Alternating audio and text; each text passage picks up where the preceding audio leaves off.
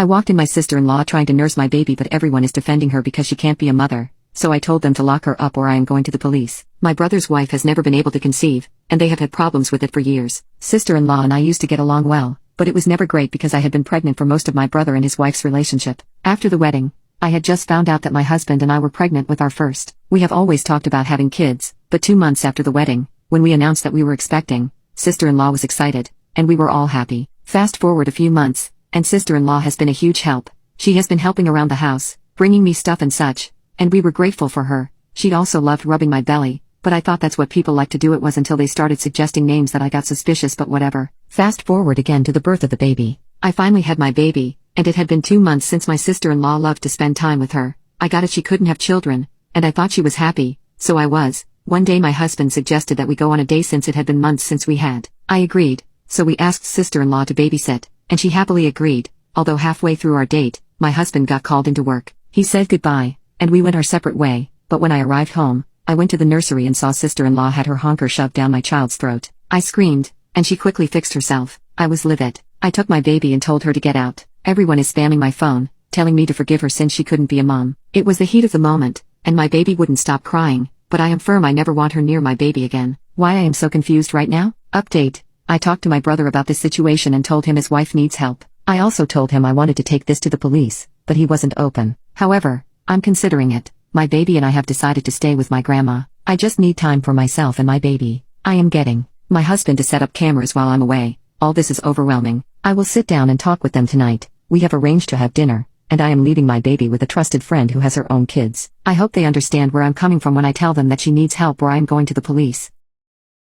My children kept me out of their lives even though I gave them everything. Now they want a part of my retirement fund, and call me stingy because I refused to give them anything. My ex-wife and I got sick of each other about 10 years into our marriage. We had 3 kids by then and tried to make it work for their sake. It didn't work, and we divorced. I let her keep the house because it was the kids' home, and I wanted them to have stability. I paid child support, and I paid for extracurriculars on top of that. I had to work many hours to afford everything I was paying for, but I thought it was worth it. My mental health improved by being away from my ex, and the kids were taken care of. I tried to stay involved but couldn't support them financially or attend every event. I made an effort to be there for all the important things. Birthdays, Christmas, holidays. I also made sure that my custody time was sacrosanct. I would turn off my work phone and be present when we were together. But no matter how I tried, they got resentful that I wasn't always there. It didn't matter to them that they only got to participate in these activities because I was sacrificing for them. They wanted me to pay for the extras but somehow did not work to pay for the extras. I tried explaining things to them when they became older teens, but they argued that their mom worked and still managed to attend. We grew apart, and they cut me out of their lives. I hated it. I still made sure they all graduated from college without debt. One got a scholarship, so I had a little extra money to give them. I rarely saw them after they left high school. I have not seen them in years now. My ex passed away, and I sold the house. It was mine, as per our agreement. She could live there for free until she got remarried. She never did. The kids were expecting to get money from her estate, and they did. After everything was said and done, they each got about $31,000. They didn't get a share of the profit from the house. That will fund my retirement. I disliked my ex, but she was a good mom. I never wanted to get this money this way. I would have been fine letting her live there. Another 30 years. The kids came to my house to talk to me. They said that they were all counting on that money. I asked why. What made them think their mom was going to die on vacation at 53? They said that it wasn't fair that I got the house. I said I own the house, and their mom didn't leave it to me. As part of our divorce, I own the house and paid the taxes and maintenance. They said that they could use some help. I said that none of them were my problem anymore. I wasn't invited to their homes or asked to attend their weddings. I attended as a guest. They all think I'm being an a-hole and stingy. I think they would not have bothered talking to me except for the money.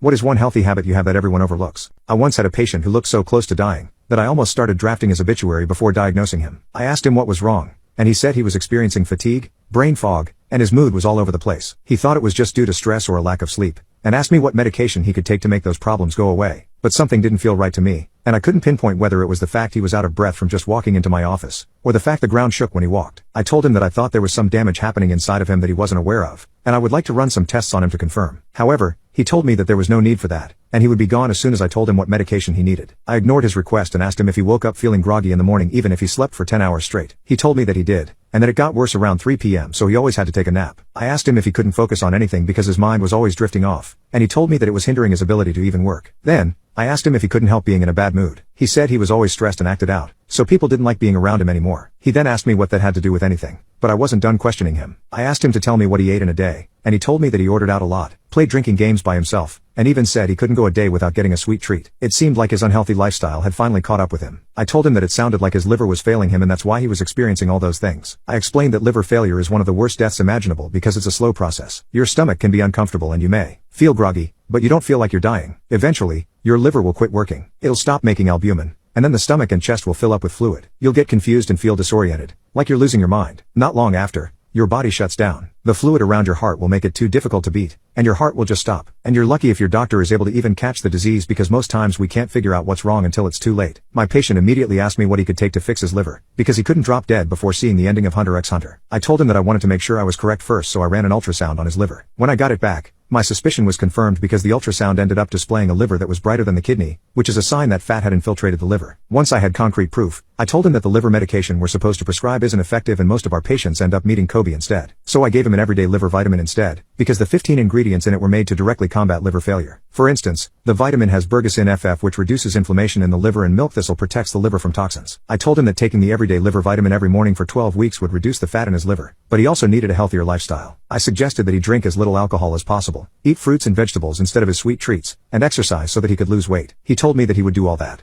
and for his sake I really hoped he did. As the months passed, I was worried I wouldn't see him ever again, but exactly 12 weeks later he appeared in my office. Just from looking at him I could tell he wasn't exhausted, so I asked him if he was sleeping better. He told me that ever since he started taking the everyday liver vitamin, he could sleep for 6 hours and still wake up refreshed. He said he didn't even need to take his daily 3 p.m. naps anymore. Instead, he went for afternoon walks, and asked me if I knew that walking burned calories. I know he felt like a genius for figuring that one out. He said he had weighed himself before coming here and he had lost 3 pounds. And he told me he was able to remember that because his focus had improved. He wasn't drifting off into space anymore, so he was able to concentrate at work, and he finally stopped causing trouble for his coworkers. He then said that once his mood improved and he was nicer to everyone, people started to realize he wasn't so bad to be around. So, he was getting invited out more and people were excited to talk to him. I was glad to hear that, and then asked him about his diet, because some people can't hang out without going to eat at some fast food place. He said that at the beginning it was hard to have willpower cut down on fast food every day, but once he started taking the everyday liver vitamin his body wasn't craving it anymore and he just ate it every now and then. The moment he was taking the vitamin for 5 weeks straight, he was able to cut out alcohol for good. I was genuinely surprised, but it was good to hear that he took my advice. After our talk, I ran another test on his liver to make sure he was in the clear. Sure enough, the weight and fat on his liver had significantly decreased, so I knew that even when he indulged in something greasy, the everyday liver vitamin was counteracting all of that and cleansing it so that he could stay healthy. I told my patient the good news and he went home happy. Honestly, I think we should all be taking something like the everyday liver vitamin, especially since I know a lot of you are eating fast food in your bed while reading this.